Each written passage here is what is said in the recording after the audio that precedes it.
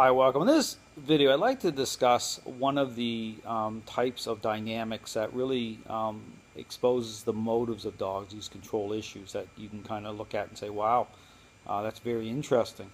And that has to do with the crate. A lot of times when I ask dog owners whether the dog is crate trained, the response oftentimes is, sure, the dog go into its crate. I leave the door open, goes in on its own, will settle down.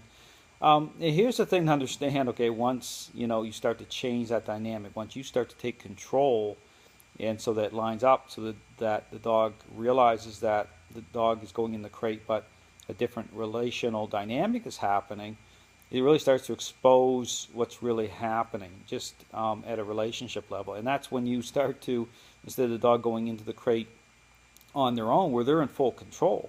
Just understand that when the door's open and the dog's going in and out, place for it to go, it's in full control.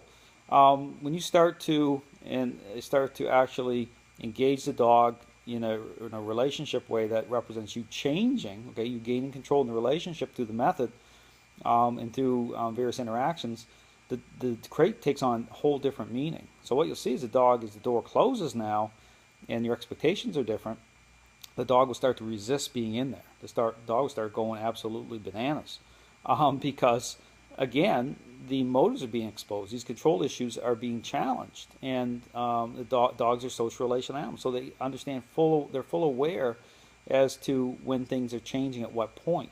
But the other interesting thing too, the other dynamic is that the crate also, okay, the dog can willingly go in and then not want to come out, because then they start to see that as a safe area where they can actually keep control. And so there's that too. So as you start to engage the method, and they'd be almost act like a very selfish, like a narcissist that wants to kind of go inward again. And so as the method's taking hold throughout around the home environment, the dog's trying to find a place to hide, basically say, you know what, this is not going well, I want to keep control.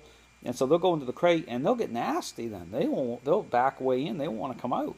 So again, then there's exercise for that, because it's about covering off. So what you have to do is about being very intentional. The dog has to understand that you are actually gaining control, and the script is covering off. So this is where, again, what I encourage people to do is what I call random moments, where it's not based on bad behavior, it's based on relational change, where you're creating these follower moments throughout the home environment. But even the crate itself is leaving a leash on the dog. One way to get the dog out of that type of a state of mind is, as the dog goes into the crate, have to keep the leash on the dog. As the dog just begins to settle down in the crate, then have the dog come out and pulling on the leash. But when I say pulling, it doesn't mean about just dragging the dog out. I start to engage the dog and start to assert influence through the leash, and the mind will actually buckle. The dog will actually come into agreement and come out. But to be doing that multiple times, so that you're starting to engage the dog differently, to say, hey, you know what, the crate it's a tool, okay? It's not, and again, I want people to understand, when I'm using the crate, I think of it differently. It's not intended to be isolation, to isolate the dog or to punish the dog, okay?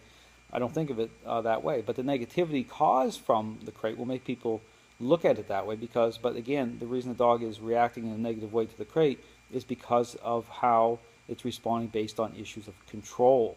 Just like my example from, leaving the door open, then closing it, and beginning to the dog sensing that you're changing how you think, the relationship's changing. The dog's going to kick up. I mean, the dog is going, but it's no different if you apply all my examples to the human world. Be like a selfish child.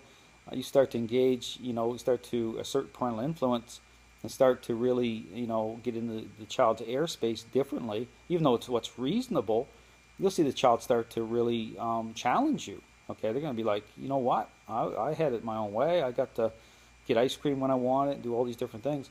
And suddenly you start to put some rules there. I mean, you're going to see a major problem. But it's the same thing. It's the same relationship issue, and you'll see it in the crate. So the crate's a perfect example. If you really, pay attention and look at certain things, you'll have a different, with a discerning eye, you'll start to see exactly what I'm saying is totally solid in terms of control, the motives of dogs, why certain interactions will put all the cards on the table, and you'll say, man, why is it that I'm walking the dog a certain way? The dog is absolutely flipping out. If the dog's out in front of me on a body harness, it seems fine. Well, what I encourage you to think about, it's not fine at all. Dog's only okay because it's in control, but that's all leading to a bad place. Okay, it's only an appearance-based thing. Just like a selfish child can appear fine as long as they're getting their own way, but that doesn't mean but you have a major relationship problem on your hands, and you're never truly going to resolve anything until you start to assert your proper role in nature. So anyway, just something to think about. Thanks for watching.